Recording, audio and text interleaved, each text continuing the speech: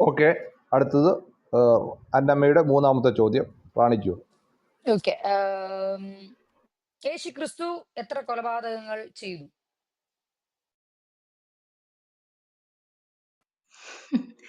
യേശു ക്രിസ്തു കൊലപാതകം ചെയ്തു എന്ന് ചോദിച്ചു കഴിഞ്ഞാൽ ഒരു എന്താ പറയണ്ടേ, ഒരുപാട് കൊലപാതകങ്ങൾ ഉണ്ടാകാൻ പ്രേരണയായിട്ടുണ്ട് എന്നുള്ളത് നമ്മുടെ ചരിത്രം പറയും. വചനങ്ങളും അതുപോലെ തന്നെയാണ് നമ്മൾക്ക് മുന്നിൽ വിളിച്ചോദിക്കുന്നത്. അതായത് എൻ്റേതല്ലാത്ത ഒരു പഴയ നിയമത്തെ പൂർണ്ണമായും തള്ളിക്കളയാതെ ഞാനല്ലാതെ മറ്റൊരു ദൈവം നിനക്കുണ്ടാകരുത്, പൈശാചികമായിട്ടുള്ള 10 കൽപ്പനകൾ ഇറക്കിക്കൊടുത്ത ആളാണ് താങ്കളുടെ യേശു എന്ന് പറയുന്ന വ്യക്തി. ഈ 10 കൽപ്പനകൾക്കും താങ്കൾക്ക് അറിയുമോ എന്നറിയില്ല, 10 കൽപ്പനകൾക്കും വധശിക്ഷയാണ്. ആദ്യത്തെ 3 മരമണ്ടൻ നിയമം തന്നെ എടുത്തു നോക്കിക്കോളൂ. ഞാനല്ലാതെ മറ്റൊരു നിയമം നിനക്കുണ്ടാകരുത്, വിഗ്രഹാരാധന പാടില്ല, അതുപോലെ തന്നെ പിന്നെ എന്റെ നാമം വൃഥ ഉപയോഗിക്കരുത്, അതുപോലെ ദൂഷണം, ആ ദൈവദൂഷണം എന്നുള്ള രീതിയിൽ ആ കാര്യങ്ങൾ കൂടെ വരുന്നുണ്ട്. അപ്പൊ ഈ മൂന്ന് മാത്രമല്ല, എല്ലാം മരമണ്ടൻ നിയമമാണ്. അതുകൊണ്ടാണ് ഇന്നൊന്നും അതായത് 10 കൽപ്പനകൾ മാത്രമേ നമുക്കറിയുള്ളൂ. അതിന്റെ 10 കൽപ്പനയുടെ ലംഘനത്തിന് നിങ്ങൾക്ക് കിട്ടാൻ പോകുന്ന ശിക്ഷയെക്കുറിച്ച് ഇവരാരും ഒന്നും പറയില്ല. എല്ലാം വധശിക്ഷയാണ്. അതാണ് 10 കൽപ്പനയെ 10 കൽപ്പനയാക്കുന്നത്. അപ്പോൾ ഇത് മുന്നോട്ട് വെച്ചിരിക്കുന്ന വ്യക്തിയാണ് താങ്കളുടെ യേശു എന്ന് പറയുന്ന വ്യക്തി. അപ്പൊ ഞാനല്ലാതെ മറ്റൊരു ദൈവം ഉണ്ടാകരുത്, വിഗ്രഹാരാധന പാടില്ല എന്നൊക്കെ പറഞ്ഞു കഴിഞ്ഞെന്നാൽ ഇതിന്റെ ശിക്ഷ എന്താണ്? അങ്ങനെ ഉണ്ടായിക്കഴിഞ്ഞെന്നാൽ അവരെ എല്ലാം കൊന്നുകളയുക എന്നുള്ളതാണ്. അത് സ്വദേശിക്കും വിദേശിക്കും ഒരേ നിയമം തന്നെയാണ് യഹോവ മുന്നോട്ട് വെച്ചിരിക്കുന്നത്. അത് തന്നെയാണ് യേശുവും മുന്നോട്ട് വെക്കുന്നത് എന്ന് ഇത്രയും ഈ സംവാദത്തിന്റെ തത്വം അല്ലെങ്കിൽ ഈ സംവാദത്തിന്റെ ഉദ്ദേശം തന്നെയാണത്.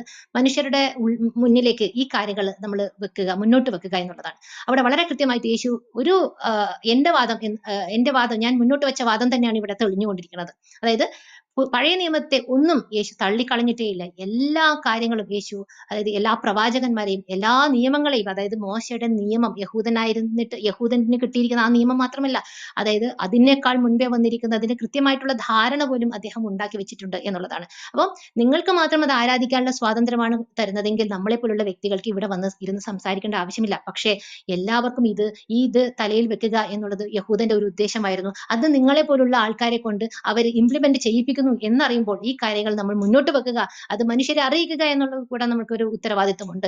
ഇപ്പോൾ ഉള്ള ഇസ്രായേൽക്കാരൊന്നും അങ്ങനെ ചെയ്യാൻ സാധ്യതയില്ല. പക്ഷേ എങ്കിൽ പോലും മാറി ചിന്തിക്കുക എന്നുള്ളത്, ഈ പുസ്തകം നിങ്ങളെയൊക്കെ മതഭ്രാന്തിലേക്ക് തള്ളിവിടുന്ന ഒരു കാര്യം കൂടെ ഉണ്ട്. അപ്പൊ അതുപോലെ തന്നെ ഞാനല്ലാതെ മറ്റൊരു ദൈവം ഉണ്ടാകരുത്, അങ്ങനെ നിങ്ങൾക്ക് ഉണ്ടായിരുന്നില്ല എങ്കിൽ കുഴപ്പമില്ലായിരുന്നു. പക്ഷേ എന്താണ്, അവിടെ മറ്റുള്ള ആൾക്കാരെ കൊന്നുകളയുക എന്നുള്ളതാണ് അവിടുത്തെ നിയമം തന്നെ. അത് എല്ലാവർക്കും, സ്വദേശിക്കും വിദേശിക്കും ഒക്കെ ഒരേ നിയമമാണ് എന്ന് പറയുമ്പോൾ യേശുവും അത് അംഗീകരിക്കുന്നു എന്നുള്ളത് നമുക്ക് പറയാൻ സാധിക്കും.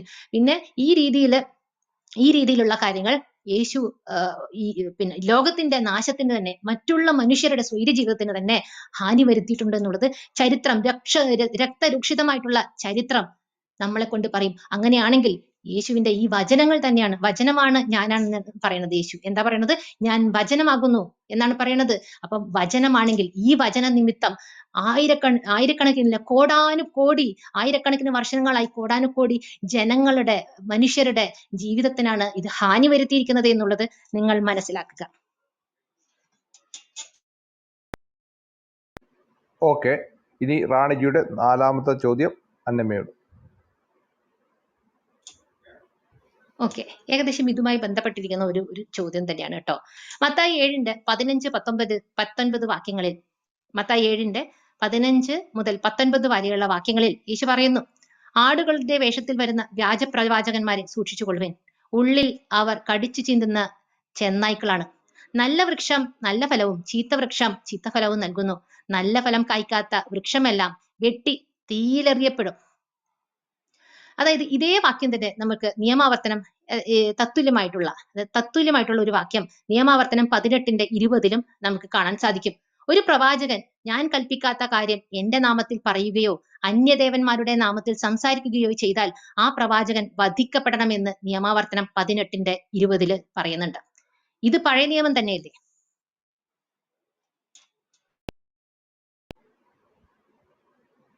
ഓക്കെ, ചോദ്യം കഴിഞ്ഞു. റെഫറൻസ് എടുക്കണമെന്നാണ് പറയുന്നത്. റെഫറൻസ് എടുക്കാനായിട്ടുള്ള സമയമോ അന്നമ്മയ്ക്ക്? ആവർത്തന പുസ്തകം 18-ാം അധ്യായം 20. എന്നാൽ ഒരു 20 അല്ലേ റാണിജി? 18-20 മാത്യു 7-ന്റെ മാത്യു 15 മുതൽ 19 വരെയുള്ള വാക്യങ്ങൾ. 15 മുതൽ 7-ന്റെ 19 വരെയുള്ള 15 വാക്യങ്ങൾ. മുതൽ 19 വാക്യങ്ങൾ. എല്ലാ ക്രിസ്ത്യാനികളും ബൈബിൾ എടുക്കും കേട്ടോ ഇന്നിവിടെ, എല്ലാവരും എടുക്കുന്നത്. ഓക്കെ, ഞാൻ വായിച്ചോട്ടെ. ആവർത്തനം 18-ാം അധ്യായം 20-ാം വാക്യം.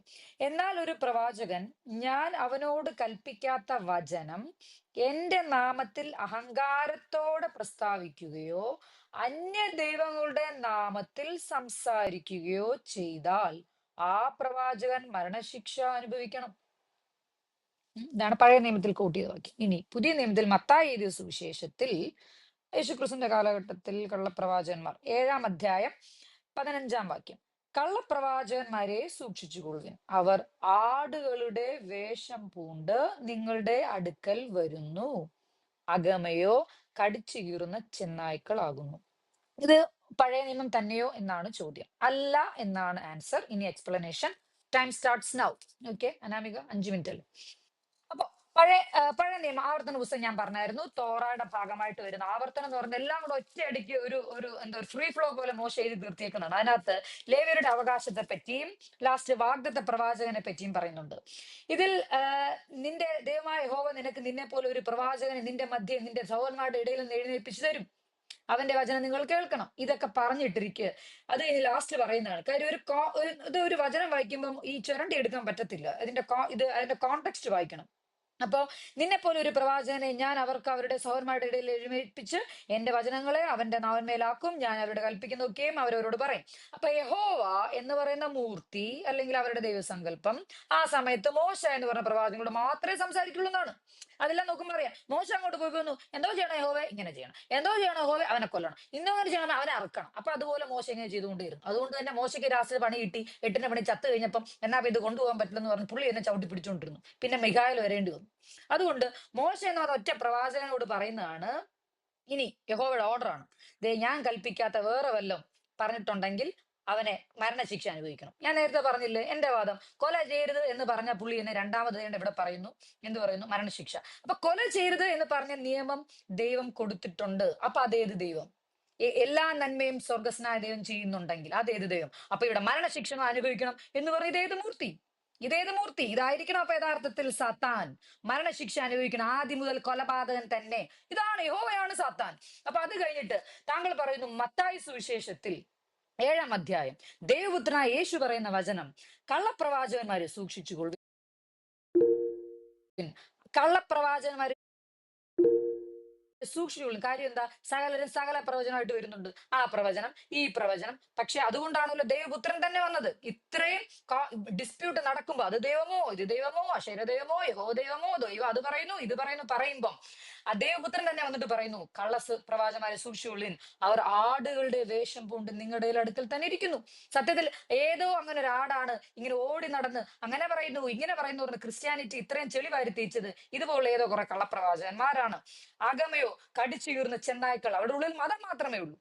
ദൈവം പറഞ്ഞ ദൈവരാജ്യ ശുശ്രൂഷ മനസ്സിലാക്കാതെ, ദൈവരാജ്യത്തിന്റെ സുവിശേഷം മനസ്സിലാക്കാതെ, ദൈവസ്നേഹം മനസ്സിലാക്കാതെ നിങ്ങൾ തെറ്റിച്ചു കളയും എന്നാണ്. കൊല്ലണം എന്ന് ഇവിടെ പറയുന്നില്ല. ഇത് രണ്ടും രണ്ടാണ് റാണി. യേശു ക്രിസ്തുവിനെ ഈ പറയുന്ന ഈ താങ്കളുടെ ഒരു എന്താ പറയുന്ന, നമ്മൾ പറയത്തില്ലേ, ഞാൻ തെറ്റിദ്ധരിക്കപ്പെട്ടു.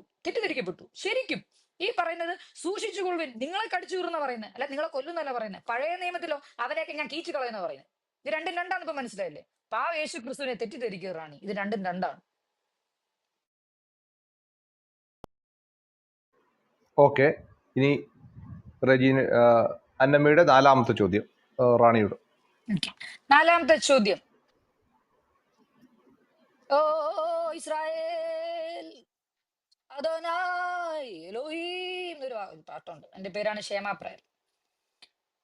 യേശു ക്രിസ്തു പഠിപ്പിച്ചൊരു പ്രാർത്ഥനയുണ്ട്. സ്വർഗസ്നായ പിതാവേ, നിന്റെ നാമം പൂജിതമാകണമേ, നിന്റെ രാജ്യം വരണമേ, നിന്റെ ഇഷ്ടം സ്വർഗത്തെ പോലെ ഭൂമിയിലാകണമേ, ഞങ്ങൾക്ക് ആവശ്യമുള്ള ആഹാരം നൽകണമേ, ഞങ്ങളുടെ കടക്കാരോട് ഞങ്ങൾ ക്ഷമിക്കുന്നത് പോലെ ഞങ്ങളുടെ കടങ്ങളും പാപങ്ങളും ഞങ്ങളോട് ക്ഷമിക്കണമേ, ഞങ്ങളുടെ പ്രലോഭനത്തിൽ വീഴാതെ ഇടയാക്കരുതേ, ദുഷ്ടാരൂപിയിൽ നിന്ന്, ഞാൻ നേരത്തെ പറഞ്ഞില്ലേ കൊലപാതകൻ, ഈ അരൂപിയിൽ നിന്ന് ദുഷ്ടനിൽ നിന്ന് ഞങ്ങളെ രക്ഷിക്കണമേ.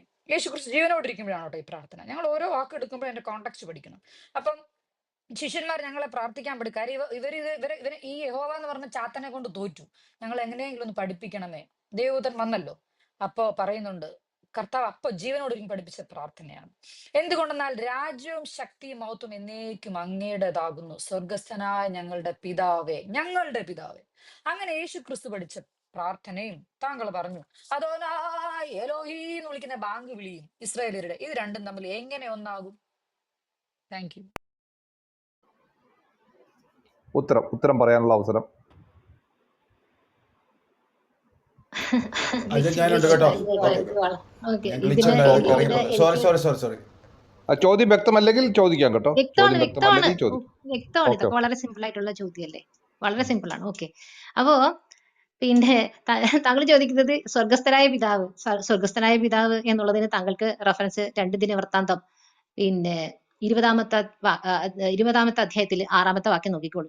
ഞങ്ങളുടെ പിതാക്കന്മാരുടെ ദൈവമായ യഹോവേ, നീ സ്വർഗസ്ഥനായ ദൈവമല്ലോ, നീ ജാതികളുടെ സകല രാജ്യങ്ങളെയും ഭരിക്കുന്നുവല്ലോ. അവരുടെ ആഗ്രഹമാണ്, അത്യാഗ്രഹമാണ്. നോക്കുക, നീ ജാതികളുടെ, അതായത് വിജാതീയരുടെ സകല രാജ്യങ്ങളെയും ഭരിക്കുന്നുവല്ലോ. എപ്പോഴാണ് ഇത് ഭരിച്ചതെന്ന് എനിക്കറിയില്ല കേട്ടോ. എന്തായാലും ആർക്കും എതിർപ്പാൻ കഴിയാത്ത ശക്തിയും പരാക്രമവും നിനക്കുണ്ടല്ലോ എന്നുള്ളതാണ് 2 ദിനവൃത്താന്തം 20-ന്റെ 6-ാം വാക്യത്തിൽ പറയുന്നത്. സ്വർഗസ്ഥനായ പിതാവ് എന്ന് പറയുന്നത്, സ്വർഗരാജ്യം എന്ന് പറയുന്നത് ഇസ്രായേൽ ആണെന്ന് ഞാൻ നേരത്തെ തന്നെ പിന്നെ അപ്പസ്തോല പ്രവർത്തനങ്ങളിൽ 1-ാമത്തെ വാക്യത്തിൽ യേശു നീ രാജ്യം പുനഃസ്ഥാപിച്ചു തരുമ്പോൾ എങ്ങനെയാണ് വരുന്നത് എന്ന് പറയും. ഇസ്രായേലിന് രാജ്യം പുനഃസ്ഥാപിക്കുന്നത് എപ്പോഴാണ് എന്നുള്ളതാണ് ചോദ്യം. അതാണ് ആ സ്വർഗരാജ്യം എന്ന് പറയുന്നത്. മനസ്സിലായോ? അപ്പം ബൈബിളിന്റെ ഏറ്റവും അടിസ്ഥാനപരമായിട്ടുള്ള ആശയം പോലും ഉൾക്കൊള്ളാതെയാണ് താങ്കൾ ഈ ചോദ്യം ചോദിക്കുന്നത് എന്നുള്ളതാണ് പറയുന്നത്. പിന്നെ ഈ പഠിപ്പിച്ച പ്രാർത്ഥനകളൊക്കെ പഴയ നിയമ പുസ്തകത്തിൽ ഉള്ള ആശയങ്ങളുടെ ഒരു ഒരു ഒരു എന്താ പറയുക, ഒരു ആശയം തന്നെയാണ് യേശു കാച്ചിക്കുറുക്കിയിട്ട് നിങ്ങൾക്ക് പഠിപ്പിച്ചു തരുന്നത്. യഹോവയുടെ, അതായത് നിങ്ങൾ പ്രാർത്ഥിക്കുന്ന കാര്യം നിങ്ങൾക്ക് എന്താണെന്ന് പോലും അറിയില്ല. നിങ്ങൾ മുട്ടിപ്പായി പ്രാർത്ഥിക്കുന്ന ഈ കാര്യം എന്ന് പറയുന്നത് ഇസ്രായേലിന്റെ രാജ്യം വരണമേ, സ്വന്തം ഭാരതത്തിൽ ഇരുന്നിട്ടാണ്, അതായത് ഒരു പിന്നെ ഏറ്റവും പരമാധികാരമുള്ള നമ്മളുടെ സ്വന്തം രാജ്യത്ത് ഇരുന്നിട്ട് അന്യദേശത്തെ നമ്മുടെ അന്യദേശത്തിന്റെ അടിമത്തം എന്നുള്ളത് ആഗ്രഹിക്കുന്ന ആൾക്കാരാണ്. നിങ്ങളെ പോലുള്ള ആൾക്കാർ അറിയാതെ തന്നെ യഹൂദന്റെ അല്ലെങ്കിൽ ഈ പുസ്തകം മുന്നോട്ട് വെക്കുന്ന ഒരു ഒരു ഇത് തന്നെയാണ് ആ ഒരു കാര്യം എന്ന് പറയുന്നത്. സ്വന്തം രാജ്യത്തിരുന്ന് അന്യരാജ്യത്തിന്റെ അടിമത്തം ഞങ്ങൾക്ക് വരണമേ, എന്താണ് നിങ്ങൾ മുട്ടിപ്പായി ഈ 3-4 പ്രാവശ്യം അല്ലെങ്കിൽ പിന്നെ 24/7 നിങ്ങൾ ഇരുന്ന് പ്രാർത്ഥിക്കുന്നത് എന്നുള്ള ധാരണ പോലും താങ്കൾക്ക് ഇല്ലാതെ പോയല്ലോ അന്നമ്മേ, അല്ലെങ്കിൽ റെജീന. Okay, thank U. ഉത്തരം അവസാനിച്ചു. ലാസ്റ്റ് ചോദ്യമാണ് താങ്കളുടെ 5-ാമത്തെ ചോദ്യം. ഈ 5-ാമത്തെ ചോദ്യത്തോടുകൂടി താങ്കളുടെ ചോദ്യം അവസാനിക്കുകയാണ്. ലാസ്റ്റ് ചോദ്യം, റാണി. ഓക്കെ, എന്റെ അവസാനത്തെ ചോദ്യം ഇതാണ്. ലൂക്ക 12:47-48 യേശു പറയുന്നു, യജമാനന്റെ ഹിതം അറിഞ്ഞിട്ടും അതനുസരിച്ച് പ്രവർത്തിക്കുകയോ അതിന് ഒരുങ്ങുകയോ ചെയ്യാത്ത ഭൃത്യൻ കഠിനമായി പ്രഹരിക്കപ്പെടും. അതായത് ഇവിടെ സ്ലേവ് ഡ്യൂലോസ് എന്നാണ് അവിടെ പറയുന്നത്. ഗ്രീക്ക് ഭാഷയിൽ ഡ്യൂലോസ് എന്നാണ്, പക്ഷെ ഇവിടെ ഭൃത്യൻ എന്നാണ് പറയുന്നത്. സ്ലേവ് എന്നാണ് അവിടെ പറയുന്നത്. ഓക്കെ, എന്തായാലും യേശു ഇങ്ങനെയാണ് പറയുന്നത്. സ്നേഹമയായിട്ടുള്ള യേശു പറയുന്നത് ഇങ്ങനെയാണ്: യജമാനന്റെ ഹിതം അറിഞ്ഞിട്ടും അതനുസരിച്ച് പ്രവർത്തിക്കുകയോ അതിന് ഒരുങ്ങുകയോ ചെയ്യാത്ത ഭൃത്യൻ കഠിനമായി പ്രഹരിക്കപ്പെടും. എന്നാൽ അറിയാതെയാണ് ഒരുവൻ ശിക്ഷാർഹമായ തെറ്റ് ചെയ്യുന്നതെങ്കിൽ അവൻ ലഘുവായി പ്രഹരിക്കപ്പെടുകയുള്ളൂ. അധികം ലഭിച്ചവനിൽ നിന്ന് അധികം ആവശ്യപ്പെടും, അധികം ഏൽപ്പിക്കപ്പെട്ടവനോട് അധികം ചോദിക്കും എന്ന് യേശു പറയുന്നു. ഇനി പഴയ നിയമം ലേവ്യ പുസ്തകത്തിന്റെ 5:17 ദൈവം തന്നെയാണ് പറയുന്നത്: കർത്താവ് വിലക്കിയിട്ടുള്ളവയിൽ ഏതെങ്കിലും ഒന്ന് പ്രവർത്തിച്ച് പാപം ചെയ്യുന്നവൻ അറിയാതെയാണ് അത് ചെയ്തതെങ്കിൽ തന്നെയും കുറ്റക്കാരനാണ്, അവൻ തന്റെ തെറ്റിന് ഉത്തരവാദിയായിരിക്കും. അതായത് ഇവിടെ പറയുന്നത് പിന്നെ കുറച്ചുകൂടെ ഒരു മയമുണ്ടെന്ന് തോന്നുന്നു. പക്ഷെ ഏറ്റവും കർക്കശമായിട്ടുള്ള രീതിയിലാണ് യേശു ഇത് ലൂക്കിന്റെ പുസ്തകം 12:47-48 പറയുന്നതെന്നുള്ളത് വളരെ വ്യക്തമായിട്ട് നമുക്ക് മനസ്സിലാക്കാൻ സാധിക്കും. അതായത് ഈ 2 ആശയങ്ങളും ഒന്ന് തന്നെയല്ലേ എന്നുള്ളതാണ് എന്റെ അവസാനത്തെ ചോദ്യം. ഓക്കെ, അന്നമ്മ. ഇത് കിട്ടി എനിക്ക് റാണിജി. ലൂക്കോസ് 12:47 കിട്ടി. ലേവ്യ പുസ്തകത്തിലായിരുന്നു ലെവിറ്റിക്കസ് ചാപ്റ്റർ 5 5:17. 17. ഓക്കെ, വാചനം വായിക്കുന്ന ടൈമാണ്. ലേവ്യ പുസ്തകം 5-ാം അധ്യായം 17-ാം വാക്യം അകൃത്യയാഗത്തിന്റെ പ്രമാണത്തിൽ വരുന്നതാണ്. ചെയ്യരുതെന്ന് യഹോവ കൽപ്പിച്ചിട്ടുള്ള വലിയ കാര്യത്തിലും ആരെങ്കിലും പിഴച്ചിട്ട് അവൻ അറിയാതിരുന്നാലും കുറ്റക്കാരനാകുന്നു, അവൻ തന്റെ കുറ്റം വഹിക്കണം. അപ്പം ഇത് ക്ലിയർ ആണ്, ഇതെനിക്ക് ക്ലിയർ ആയി. ഓക്കെ. ലൂക്കോസിന്റെ സുവിശേഷം 12-ാം അധ്യായം 47-ാം വാക്യം. യജമാനന്റെ ഇഷ്ടം അറിഞ്ഞിട്ട് ഒരുങ്ങാതെയും അവന്റെ ഇഷ്ടം ചെയ്യാതിരിക്കുന്ന ദാസന് വളരെ അടികൊള്ളും. അറിയാതെ കണ്ട് അടിക്ക് യോഗ്യമായത് ചെയ്തവനോ കുറച്ചടികൊള്ളും. വളരെ ലഭിച്ചവനോട് വളരെ ആവശ്യപ്പെടും, അധികം ഏറ്റുവാങ്ങിയവനോട് അധികം ചോദിക്കും. ഇത് രണ്ടും ഇതിൻ്റെത് റെഫറൻസ് പഴയ നിയമമാണെന്നായിരുന്നു ചോദ്യം. അല്ല എന്നാണ് എൻ്റെ വാദം. അത് ഞാൻ പറയാം. Okay, time starts now. ഈ ലേവ്യ പുസ്തകത്തിൽ ഈ പറയുന്ന ഞാൻ പറഞ്ഞ തോറയാണ് യഹൂദന്മാരുടെ എല്ലാ 613 ഡൂസ് ആൻഡ് ഡോൺസ്. ഞാൻ പറഞ്ഞ 365 പ്രകാരം ചെയ്യാമെന്നുള്ളതും ബാക്കി 240 ചെയ്യില്ല എന്ന് പറഞ്ഞത് മാത്രമുള്ള കാര്യമാണ് ഇതിൽ വരുന്നത്.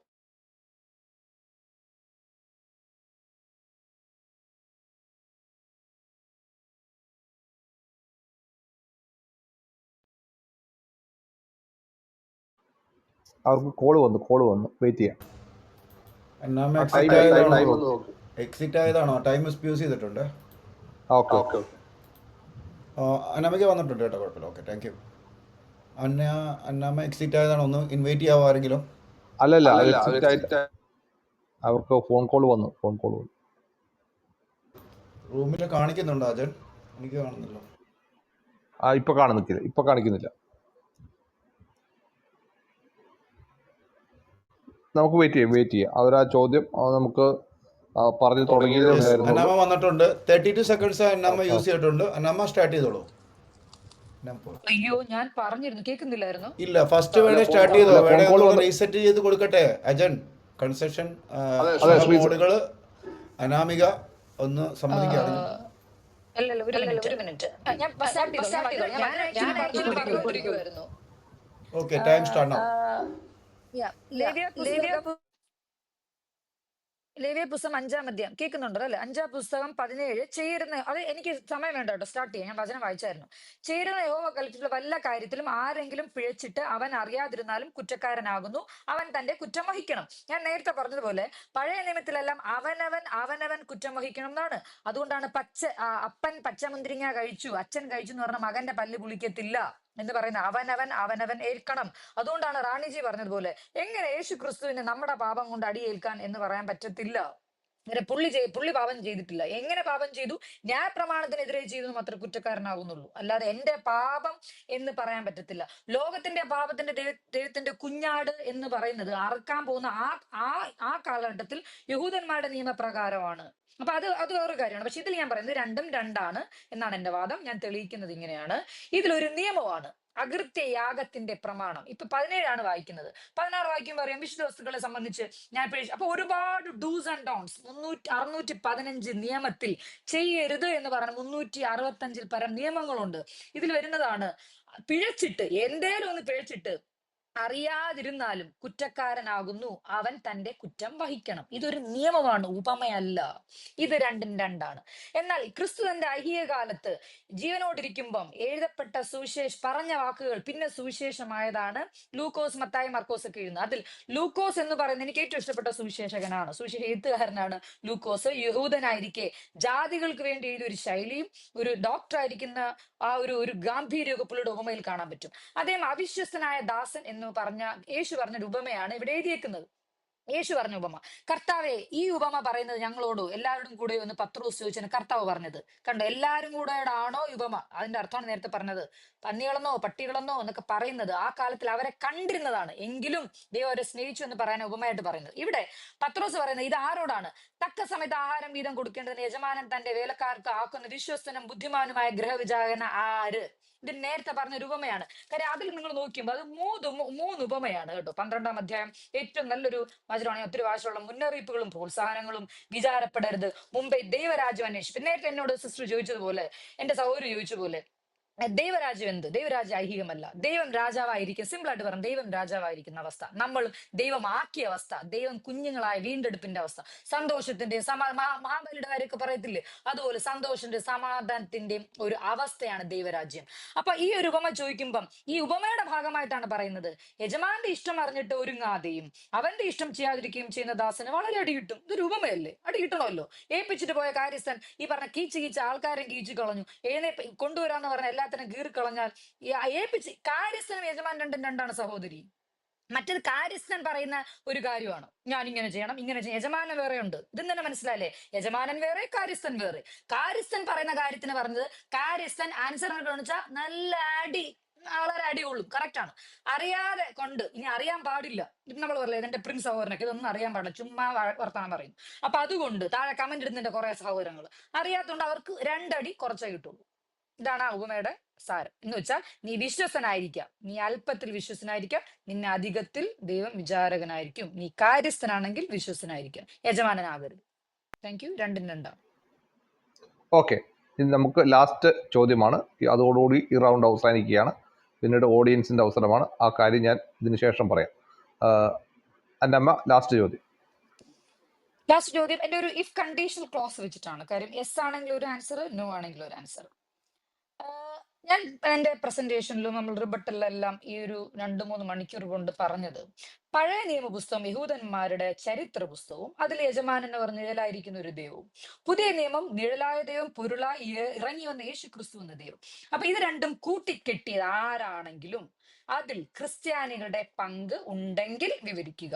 ഇല്ലെങ്കിൽ ഇങ്ങനെ കുറയ്ക്കുന്ന, ഇങ്ങനെയെന്ന് പറഞ്ഞാൽ അനേകം വിമർശകർ ഇതിനറിയാതെ കൂട്ടിക്കുഴച്ച് വിമർശിക്കുന്നവരെ പാവമായ ക്രിസ്ത്യാനി എങ്ങനെയാണ് നേരിടേണ്ടത്? ചോദ്യം വ്യക്തമാണെങ്കിൽ, ഈ കൂട്ടിക്കെട്ടിയിൽ ക്രിസ്ത്യാനിയുടെ പങ്കുണ്ടെങ്കിൽ അത് വിവരിക്കുക. പങ്കില്ലെങ്കിൽ ഈ വിമർശകരെ ഞങ്ങൾ എങ്ങനെയാണ് നേരിടേണ്ടത്? ഒന്നുകൂടി ചോദിക്കാവോ അന്നമ്മ? ചോദിക്കാം. ഒന്നുകൂടി ചോദിക്കാവോ? ചോദ്യം വ്യക്തമല്ല, ഒന്നുകൂടെ വിശദീകരിക്കാം. ചോദിക്കാം. അപ്പൊ പിന്നെ ഒരു മിനിറ്റ് കൂടെ, കണക്ഷൻ പോയി. ഒരു എന്താണ് മിനിറ്റ് കുറച്ച് കൂട്ടിക്കെട്ടുന്നത്? ആ ഒരു കാര്യം മാത്രമേ കേട്ടുള്ളൂ. എന്താണ് കൂട്ടിക്കെട്ടുന്നത്? ചോദിക്കാം. ഇപ്പൊ നമ്മൾ 4000 സംതിൽ തന്നെ കമന്റുകളുണ്ട്. അപ്പൊ ഇത്രയും മണിക്കൂറിൽ ഞാൻ എന്റെ പ്രസന്റേഷനിലും റിബട്ടലിലും പറഞ്ഞു, പഴയ നിയമ പുസ്തകം യഹൂദ ചരിത്രമാണ്. അതിനകത്ത് നിഴലായിട്ട് ഒരു യജമാനനുണ്ട്, ഒരു കാര്യസ്ഥനുണ്ട്, അല്ലെങ്കിൽ അനേകം കാര്യസ്ഥരുണ്ട്, ഒരു അവിശ്വസനായ കാര്യസ്ഥനുണ്ടായിരിക്കും. ഈ പഴയ നിയമ പുസ്തകവും പുതിയ നിയമത്തിൽ നിഴലായ ദൈവം പൊരുളായി നിന്ന് യേശു ക്രിസ്തുവിനെ തൊട്ടും ഞങ്ങൾ കണ്ടതും തൊട്ടതുമായ ജീവന്റെ വചനം എന്ന് പറയുന്ന പുതിയ നിയമ പുസ്തകത്തിന് തമ്മിൽ കൂട്ടിക്കെട്ടുമ്പം രണ്ട് പഴയ തുണി കോമണവും ഇത് തമ്മിൽ കൂട്ടിക്കെട്ടി വെച്ചിരിക്കുന്നു, പുതിയ വീഞ്ഞ് പഴയ തുരുത്തിൽ ഒഴിച്ചിരിക്കുന്നു. ഇങ്ങനെ കൂട്ടിക്കെട്ടിയതിൽ ക്രിസ്ത്യാനികളുടെ പങ്ക് ഉണ്ടെങ്കിൽ വിവരിക്കുക. ഇല്ലെങ്കിൽ നിരപരാധിയായ ക്രിസ്ത്യാനികൾ വിമർശകരെ എങ്ങനെ നേരിടാം എന്നാണ് റാണി പറയുന്നത്. വ്യക്തമായോ? ചോദ്യം വ്യക്തമായോ റാണി?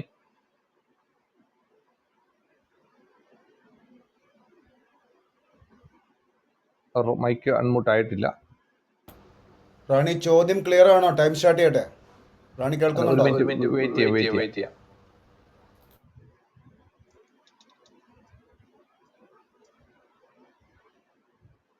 മൈക്ക് ഒരു വട്ടം മാത്രം.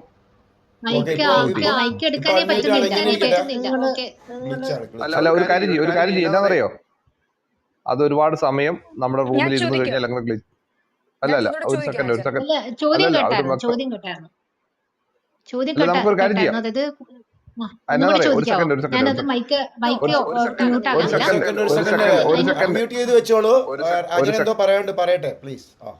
അതെ, ഞാൻ എന്താ പറയുന്നതെന്നറിയോ?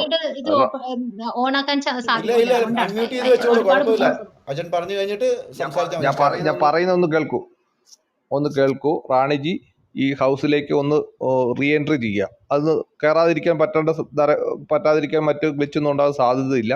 ഒരു റൂമിൽ ഒരുപാട് സമയം ഇരിക്കുമ്പോൾ സ്വാഭാവികമായിട്ടുണ്ടാകുന്ന ഗ്ലിച്ചാണ് ഇത്. അപ്പോൾ ഇപ്പോൾ തന്നെ സോൾവ് ചെയ്തിട്ടില്ലെങ്കിൽ നമ്മൾ അടുത്ത റൗണ്ടിലും ഇത് ബാധിക്കാൻ സാധ്യതയുണ്ട്. അതുകൊണ്ട് താങ്കളൊന്ന് ലീവ് ചെയ്ത് കയറണമെന്ന് അഭ്യർത്ഥിക്കുന്നു. അല്ലെങ്കിൽ നമുക്ക് ഇത് വീണ്ടും തുടർന്ന് ഈ ഗ്ലിച്ച് ഉണ്ടാവാൻ സാധ്യതയുണ്ട്. അത് അവോയ്ഡ് ചെയ്യാനായിട്ട് താങ്കളൊന്ന് ഇറങ്ങി കയറണമെന്ന് അഭ്യർത്ഥിക്കുകയാണ്. നെറ്റ്വർക്ക് ഉണ്ട്, അതുകൊണ്ട് തന്നെ ഇറങ്ങി കയറാതിരിക്കാൻ സാധ്യത കുറവാണ്. അത് ഇറങ്ങി കയറാം. പോയിട്ടുണ്ട് ഇറങ്ങി കയറട്ടെ.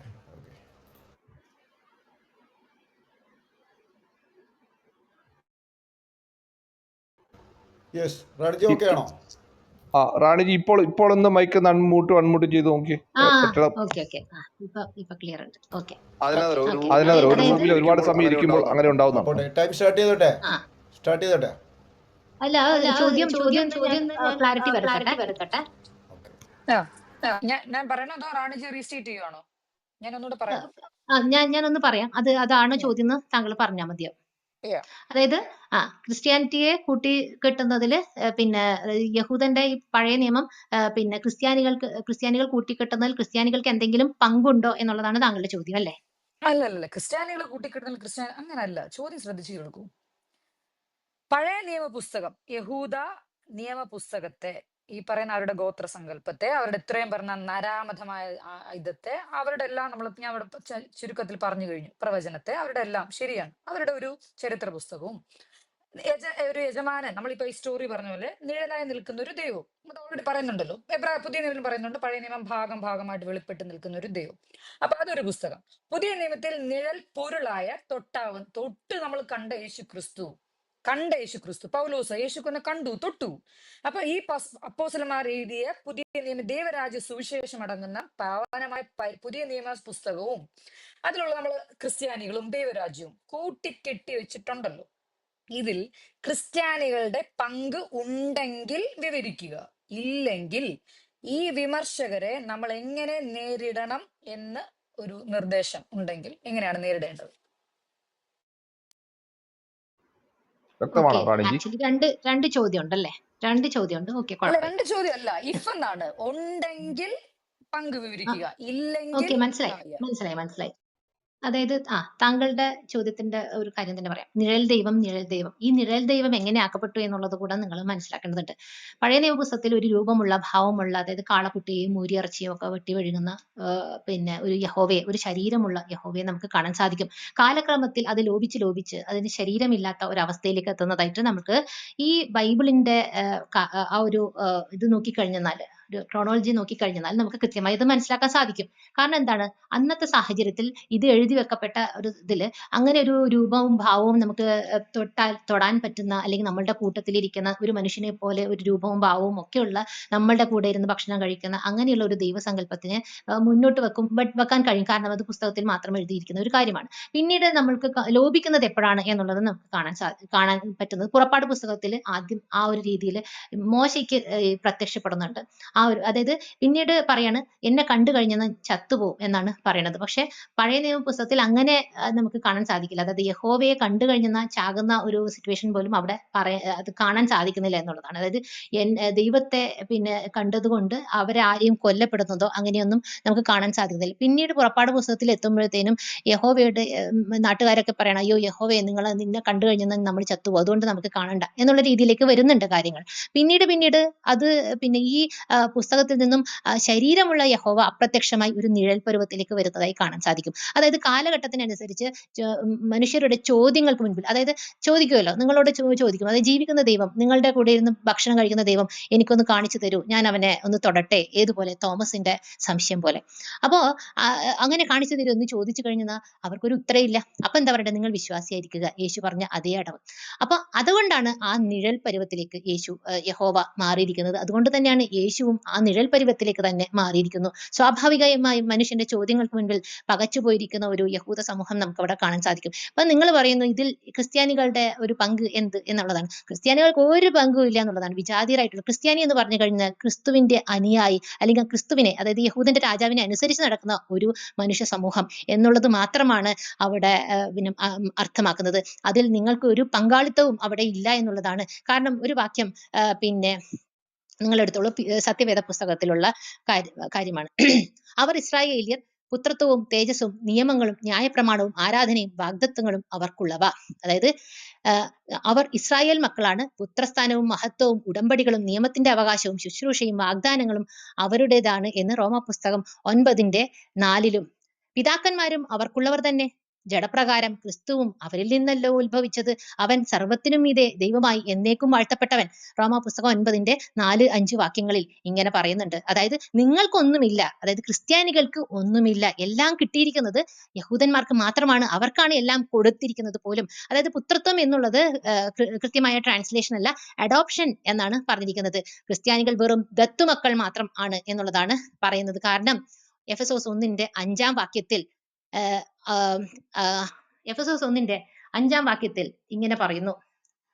ഞാനൊന്ന് എടുക്കട്ടെ. എഫെസോസ് 1:5 വാക്യത്തിൽ യേശുക്രിസ്തു വഴി നാം അവിടുത്തെ പുത്രരായി ദത്തെടുക്കപ്പെടണമെന്ന് അവിടുന്ന് തന്റെ ഹിതവും ലക്ഷ്യവും അനുസരിച്ച് മുൻകൂട്ടി തീരുമാനിച്ചു. നോക്കുക, ഒരു ലോക സൃഷ്ടാവാണ് നിങ്ങളെ പോലുള്ള ക്രിസ്ത്യാനികളെ ദത്തെടുക്കുന്നത്. എന്തിന്റെ പേരിലാണ്? അതായത് ആരെ വെച്ചിട്ടാണ് ഈ പരിപാടി നടത്തുന്നത്?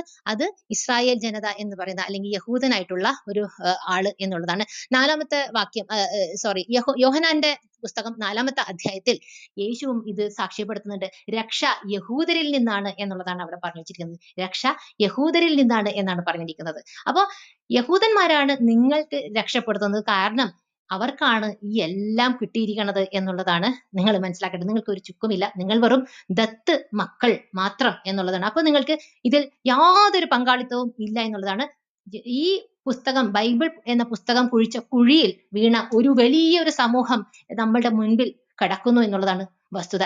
എന്തുകൊണ്ടാണ്? വിശ്വാസത്തിന്റെ നിലയിലേക്ക് തരം താണു പോയത് കൊണ്ടാണ്. ചോദ്യം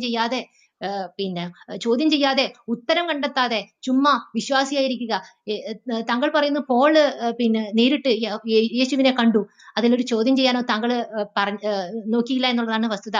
അവിടെ വളരെ കൃത്യമായിട്ട് പറയുന്നുണ്ട്. എന്താണ്? ഒരു സാക്ഷ്യത്തിന് 2 സാക്ഷ്യം, അതായത് ഒരു കാര്യം തീർപ്പാക്കുന്നതിന് യഹൂദന്റെ നിയമം തന്നെയാണ് ഇവിടെ യേശുവും അതുപോലെ തന്നെ പോളും ഒക്കെ അനേകർ കോട്ട് ചെയ്യുന്നുണ്ട്. അതായത് താങ്കൾ ഒന്ന് നോക്കുക. എന്തായാലും ആ വാക്യം വേണമെങ്കിൽ നിങ്ങൾ പറഞ്ഞാൽ മതിയാവും, ഞാനത് തരാം. പക്ഷെ ഇപ്പൊ ഞാനത് പറയുന്നില്ല. എല്ലാവരും ഒന്ന് ബൈബിൾ ഒന്ന് നോക്കുക എന്നുള്ള ആ ഒരൊറ്റ കാര്യത്തിന് വേണ്ടിയിട്ടാണ്. അതായത് യഹൂദന്റെ നിയമത്തിൽ ഇങ്ങനെ പറയുന്നുണ്ട്, യേശുവും പറയുന്നുണ്ട്. അതായത് ഒരു കാര്യത്തിന് കഴിഞ്ഞോ? തീർപ്പ് കഴിഞ്ഞോ? ഓക്കെ. എന്തായാലും ഇതാണ് അതിന്റെ ഉത്തരം. അതായത് നിങ്ങൾക്ക് ഒരു ഓക്കെ, ഈ സെഷൻ അവസാനിച്ചിരിക്കുകയാണ്. സംവാദകർ തമ്മിലുള്ള ചോദ്യോത്തര സെഷൻ അവസാനിച്ചു. ഇനി ശ്രോതാക്കളിൽ നിന്നുള്ള അവസരമാണ്. ഇവിടെയാണ് ഞാനൊരു പുതിയൊരു അറിയിപ്പ് പറയാൻ പോകുന്നത്. ഇവിടെ നമ്മൾ മുൻകൂട്ടി നിശ്ചയിച്ച പ്രകാരം ഒരു പക്ഷത്തിന് മറുപക്ഷത്തോട് മാത്രമാണ് ചോദ്യം ചോദിക്കാനുള്ള അവസരം എന്നുള്ളത് കൊണ്ട് തന്നെ നമ്മൾ തുടക്കത്തിൽ പറഞ്ഞായിരുന്നു നമ്മൾ അത് സെലക്ട് ചെയ്യാം എന്ന് പറഞ്ഞിരുന്നു. അത് പക്ഷേ വിവാദമാകാനുള്ളൊരു ചാൻസ് ഉള്ളത് കൊണ്ട് തന്നെ അത് അവോയ്ഡ് ചെയ്യുകയാണ്. അവരവരുടെ പക്ഷത്തെ അവരവർ തന്നെ തിരഞ്ഞെടുക്കട്ടെ എന്നുള്ളൊരു വിവേചന അധികാരമാണ് ഇവിടെ ഉപയോഗിക്കുന്നത്.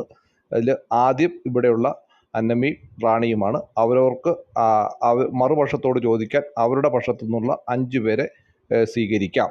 അതിനായിക്കൊണ്ട് ആദ്യം 2 സംവാദകരിൽ ഒരാൾക്ക് മോഡ് കൊടുക്കുകയാണ്. ആ മോഡ് ആരെ കൊടുക്കണമെന്നുള്ളത് ഞാൻ നിശ്ചയിക്കുന്നില്ല. ഇവിടെ മൂന്നാമതൊരു കക്ഷിയായിട്ടുള്ള അനാമിക നിർദ്ദേശിക്കുക. അല്ലെങ്കിൽ അനാമിക ആർക്ക് കൊടുത്താലും വിഷയമില്ല, അത് രണ്ടും ഫലത്തിലൊന്നാണ്. നമ്മൾ ആദ്യം ആർക്ക് തലോടി എങ്ങനെയാ വന്നത്? പഴയ ഇൻവിറ്റേഷൻ ആയിരിക്കാം. എങ്ങനെയാ വന്നത്? ഒരു കാര്യം താഴോട്ട് മാറ്റാം.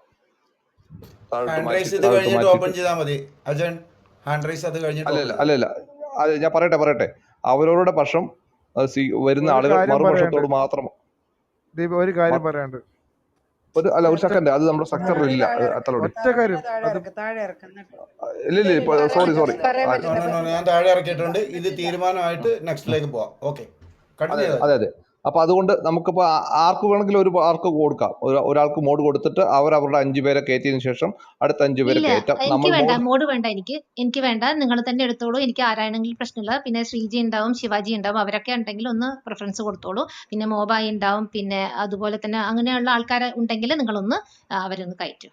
ഓക്കെ, നമുക്ക് എല്ലാവരെയും പരിചയമില്ല. താങ്കൾ പറഞ്ഞ 2 പേരെ എനിക്ക് പരിചയമുണ്ട്. മറ്റുള്ള പരിചയമില്ലാത്തത് കൊണ്ടാണ് തൽക്കാലം 2 പേർക്ക് മോഡ് തരികയാണ്. നമുക്ക് ഒരാൾക്ക് ആദ്യം ഒരു മോഡ് തരുന്നു. അജൻ, ഒരു മിനിറ്റ്, ഞാൻ ആദ്യം ചോദ്യങ്ങൾ എടുത്തോട്ടെ. സെക്ഷൻ എടുത്തോട്ടെ. എന്റെ 5 ചോദ്യങ്ങൾ കഴിഞ്ഞിട്ടാകാം അടുത്തത്. അല്ല, താങ്കൾക്കല്ല ചോദ്യം, താങ്കളുടെ പക്ഷത്തു നിന്നുള്ള 5 പേർക്കാണ്. താങ്കൾക്ക് ഒരാൾക്ക്. ഒരു മിനിറ്റ് അജൻ, എന്നോട് ഇപ്പൊ റാണിജിയുടെ പക്ഷത്തുള്ള 5 പേർക്ക് എന്നോട് ചോദിക്കാമെന്ന്. എനിക്ക് കുറച്ചൊരു ബ്രേക്ക് വേണം, അതുകൊണ്ട് എന്നോട് ആദ്യം ചോദിച്ചോട്ടെ എന്ന് ഞാൻ പറയുന്നത്. 5 പേർക്ക്. അല്ല, അത് നമുക്ക് എങ്ങനെയാന്ന് വെച്ചാൽ മാറി മാറിയാണ് ചോദ്യങ്ങൾ വരുന്നത്. അങ്ങനെയാണ് സ്ട്രക്ചറിലുള്ളത്. ഒരു ചോദ്യം ഒരു പക്ഷത്തോട്, രണ്ടാമത്തെ ചോദ്യം മറുപക്ഷത്തോട്, അങ്ങനെയാണ് ഉള്ളത്. അങ്ങനെയാണ് അത്. കണ്ടിന്യൂസ് അല്ല അജൻ. അല്ല, കണ്ടിന്യൂസ് അല്ല, മാറി ഒരു മാറിയാണ്. കാര്യം ചെയ്യാവോ? അല്ല, അങ്ങനെയെങ്കിൽ ഒരു കാര്യം പറയാനുണ്ട്. So sorry to say that.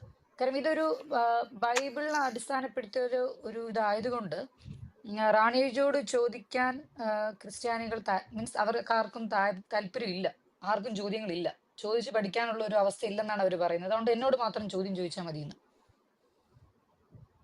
അങ്ങനെയല്ല, നമ്മുടെ സ്ട്രക്ചറിൽ അങ്ങനെയല്ല.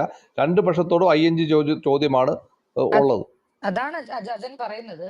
സത്യത്തിൽ ക്രിസ്ത്യാനികൾക്ക് റാണിജിയോട് ചോദിച്ച് പഠിക്കേണ്ട ഒരു ആവശ്യകത ഇല്ല എന്ന് പറഞ്ഞ ഒരു ആർക്കും ചോദ്യം ഇല്ല എന്ന് പറഞ്ഞു. എനിക്കാരും ഇല്ല. ഓക്കെ, അന്നമ്മയ്ക്ക് ആരും അങ്ങനെ ഒരു കാര്യം ചെയ്യാം. നമ്മളൊരു ഹാൻഡ് റൈസിങ് ഓപ്പൺ ചെയ്തുകൊണ്ട് നമുക്ക് ആരെങ്കിലും ഒരാൾ മാത്രമേ എടുക്കാവുള്ളൂ കേട്ടോ. ഒരു കാര്യം ചെയ്യും, ഇവിടെ മോഡ് ഇപ്പോൾ അവശേഷിക്കുന്നത് ഞാനല്ലാതെ യാസർക്ക് മാത്രമുള്ളത് കൊണ്ട് ഒരു 10 പേരെ സെലക്ട് ചെയ്യുക. ഓക്കെ, പിന്നെ അജൻ ഒരു കാര്യം പറയണം. ഇത് ഞാൻ പറഞ്ഞായിരുന്നു. ഇനി വരുന്ന ആൾക്കാർ എനിക്കുമായിട്ട് ഒരു ബന്ധവുമില്ല. കാര്യം എന്റെ പക്ഷത്ത് നിന്ന് ആരുമില്ല. ഇനി ഓഡിയൻസിൽ വരുന്നവർക്ക് റാണിയോട് ചോദിക്കാം. അത് ഈ വിഷയത്തിൽ നിന്നാണോ ഈ ചോദ്യങ്ങളാണോ അതൊന്നും ഞാൻ ഉത്തരവാദിയല്ല. അജൻ ഓക്കെ അല്ലേ? ഞാൻ ഉത്തരവാദിയല്ല. അങ്ങനെ പറ്റില്ല. ഇത് രണ്ട് പക്ഷത്തോട് ചോദിക്കാം. അതാ പറഞ്ഞ എന്റെ പക്ഷത്ത് നിന്ന് ചോദിക്കാൻ ഞാൻ നിൽക്കുന്ന ക്രിസ്ത്യാനി എന്ന് പറയുന്നവർക്ക് അവർക്ക് ഗതികേടില്ലെന്ന് അവർ പറഞ്ഞു. അവർക്ക് പൗരോഹിത്യമുണ്ട് ചോദിച്ചറിയാൻ. ബൈബിൾ കാര്യം ഇത് അവരുടെ എന്നാണോ റാണിജിയുടെ പുസ്തകം പറയുന്നത് അന്ന് ഒരു 100 ചോദ്യമായിട്ട് അവർ വരാന്ന്. ഓക്കെ, വ്യക്തമായി. അപ്പൊ ഹാൻഡ് റൈസ് ഓപ്പൺ ചെയ്യുമ്പം ഇനി വരുന്നവർ റാണിജിയോട് ചോദിക്കുന്ന ചോദ്യങ്ങൾ ഞാൻ തമ്മിൽ ബന്ധമില്ലെന്നാ പറഞ്ഞേ. ഓക്കെ, അതാ ഞാൻ ഉദ്ദേശിച്ചത്. അങ്ങനെയല്ല, അങ്ങനെ നമുക്ക് പറയാൻ പറ്റത്തില്ല. വരുന്നവരുടെ വിവേചനാധികാരമാണ് ആരോട് ചോദിക്കണമെന്നുള്ളത്. അത് ഓക്കെ. ഇപ്പൊ ഞാൻ പറഞ്ഞ റാണിജിയുടെ ആൾക്കാർക്ക് എന്നോട് ചോദിക്കാനുണ്ടെങ്കിൽ അല്ലല്ല, അങ്ങനെയില്ല.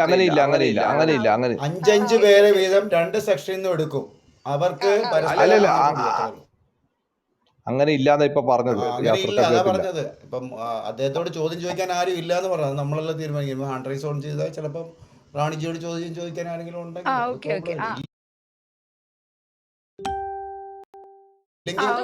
അതിപ്പോ മനസ്സിലായി. രാജൻ ഇപ്പൊ പറഞ്ഞ മനസ്സിലായി.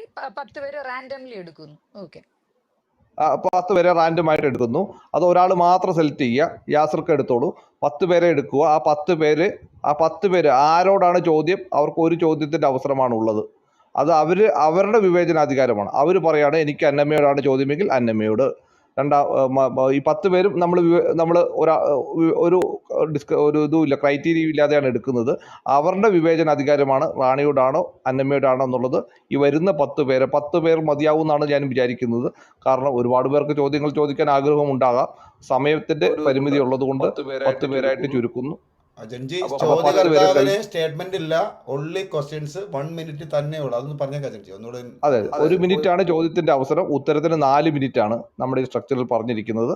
അതുകൊണ്ട് തന്നെ ഇരുപക്ഷത്തിനും അങ്ങനെ ചോദ്യത്തിന് അങ്ങനെ പ്രത്യേകിച്ച് ആളുകളില്ല എന്ന് പറഞ്ഞതുകൊണ്ട് 10 പേരെ. അജൻജി ശ്രീജി ഉണ്ട്, പിന്നെ ശിവാജി ഉണ്ട്, പിന്നെ അതുപോലെ KP, അതുപോലെ തന്നെ മോബായി, അവരൊക്കെ വരുന്നുണ്ടെങ്കിൽ ആദ്യം അവർക്കൊന്ന് പ്രിഫറൻസ് കൊടുക്കും. അതാ പറയുന്നത് അജൻ. ഞാൻ ഓക്കെയാണ് അജൻ. ഇപ്പൊ എന്റെ ഭാഗത്തുനിന്ന് ക്രിസ്ത്യാനി അവർക്ക് നാണക്കേടെന്നാ പറഞ്ഞു. ഇങ്ങനെ ആവശ്യമില്ല എന്ന് പറഞ്ഞു. അപ്പൊ അവർക്ക് ചോദ്യമുണ്ട്, അത് മാനിക്കണമല്ലോ. അപ്പൊ ഞാൻ റെഡിയാണ്. ഞാൻ 5 ചോദ്യം ഇപ്പൊ ഒറ്റയടിക്ക് റെഡിയാണ്. അത് കഴിഞ്ഞ് റാണിക്ക് ഈ റാണി പറഞ്ഞ ആളുകളൊക്കെ റെജീനയോട് ചോദ്യം ചോദിക്കാനാണോ ഉദ്ദേശിക്കുന്നത്? അതിന് ഞാൻ ഓക്കെ. അപ്പം റെജീന പറയുന്ന ആളുകൾ ഇല്ല എന്ന് പറയുകയാണെങ്കിൽ റെജീന റാൻഡം ആയിട്ട് ഓഡിയൻസിൽ നിന്ന് സെലക്ട് ചെയ്യട്ടെ. റെജീനയോട് പെർമിഷൻ ചോദിക്കണം. അതാ ഞാൻ ക്രിസ്ത്യാനികളടക്കം പറഞ്ഞതാണ് അവർക്ക് താല്പര്യമില്ല. അപ്പൊ ഞാൻ വിഷയത്തിൽ നിന്നല്ല സംസാരിച്ച്. ആ ചോദ്യങ്ങളുമായിട്ട് ആർക്കും റാണിയിൽ നിന്നും ഒരു ഡിസ്പ്യൂട്ടും ഇല്ല. അവർക്കൊന്നും പഠിക്കാനില്ല, അവർക്ക് സംശയങ്ങളും ഇല്ല, ഉത്തരം കിട്ടുന്നില്ലെന്ന് പറഞ്ഞു. അപ്പൊ ചോദ്യത്തിന്റെ ആവശ്യമില്ല. അതുകൊണ്ട് റാണിജി കൊണ്ടുവന്ന ആൾക്കാരോട് ഞാൻ ഓക്കെയാണ് ഞാൻ പറഞ്ഞത്. ഞാൻ ഓക്കെയാണ് ആ 5 പേരോട് സംസാരിക്കാൻ, ചോദ്യം എടുക്കാൻ. എന്തായാലും 10 പേരെ എടുക്കുന്നുണ്ട്. ആ 10 പേരില് മുഹമ്മദ് മേളിൽ അദ്ദേഹം നമ്മുടെ റൂമിന്റെ മോഡായിരുന്നു, താഴോട്ട് മാറ്റാം.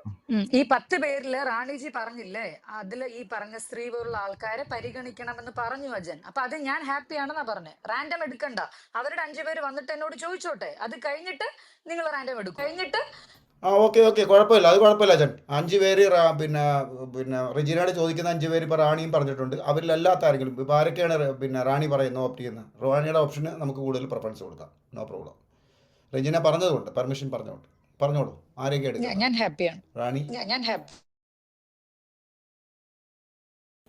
അങ്ങനെ അത് കോംപ്രമൈസ് ചെയ്യാം. ഓക്കെ, റാണി പറഞ്ഞോളൂ. അപ്പോൾ ഹാൻഡ് റൈസ് ഓൺ ചെയ്തോളൂ. ആദ്യത്തെ 5 പേര് റാണി പറഞ്ഞ് സെലക്റ്റീവ് ആയിട്ടുള്ള ആൾക്കാരെ എടുക്കുന്നു. അതിനുശേഷം അതെ, KP ഉണ്ട്, ശിവാജി ഉണ്ട്, ശ്രീജി ഉണ്ട്, മോബായ് ഉണ്ട്, പിന്നെ ബാക്കി എന്ന് വെച്ചാൽ അഞ്ചല്ലേ? എന്തായാലും കുഴപ്പമില്ല. ഓക്കെ, എന്നാൽ ഹാൻഡ് റൈസ് ഓൺ ചെയ്തോളൂ.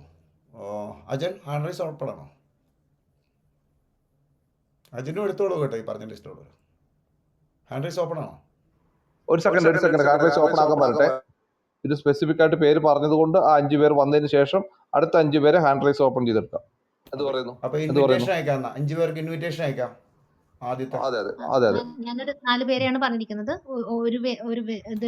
പിന്നെ ഒന്ന് വേറെ ആരെങ്കിലും എടുത്തു. അജൻ ഇൻവിറ്റേഷൻ വിട്ടോളൂ കേട്ടോ. ജയൻ ശ്രീക്ക് ഇൻവിറ്റേഷൻ അയച്ചിട്ടുണ്ട്. ഓക്കെ, ശ്രീ പ്രൊഫൈലിൽ കുത്തി നോക്കുവോ? പ്രൊഫൈലിൽ കുത്തി കയറിക്കോളൂ. അതെ, അല്ല ക്രിസ്ത്യാനികൾ ആരെങ്കിലും വരുന്നുണ്ടെങ്കിലും എടുത്തോളൂ. അല്ല നെക്സ്റ്റ് ഒരേ സെക്ഷൻ കഴിയട്ടെ. ഞങ്ങൾ എടുത്തോളാം.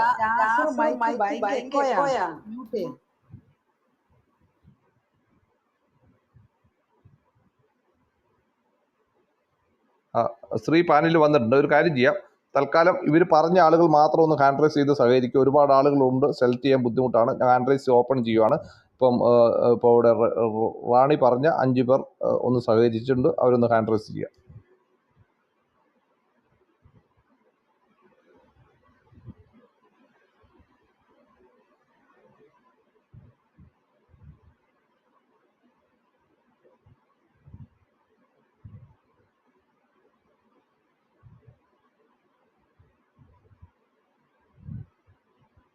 ശ്രീ താഴോട്ട് പോയോ?